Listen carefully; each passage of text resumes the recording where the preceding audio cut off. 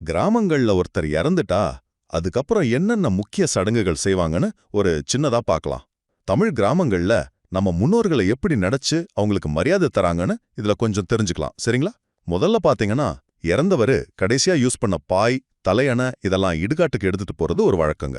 அவரோட துணிகள்ல ஒண்ணே ஒண்ணு மட்டும் ஒரு ஞாபகமா, ஒரு பிணைப்புக்காக வச்சுக்கிட்டு மத்ததெல்லாம் தானம் பண்ணிடுவாங்க.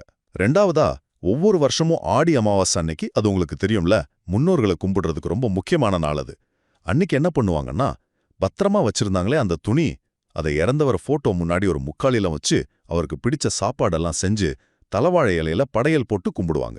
கடைசியா அந்த படையல் இலைய அப்படியே வீட்டு மொட்டை மாடியிலயோ இல்ல கூரையிலயோ வச்சு காக்காவை கூப்பிடுவாங்க. காக்கா வந்து முன்னோர்களோட ரூபம்னு ஒரு நம்பிக்கை இருக்கு பாருங்க. அதனால காக்கா வந்து சாப்பிட்ட பிறகுதான் வீட்ல இருக்கிறவங்க சாப்பிடுவாங்க.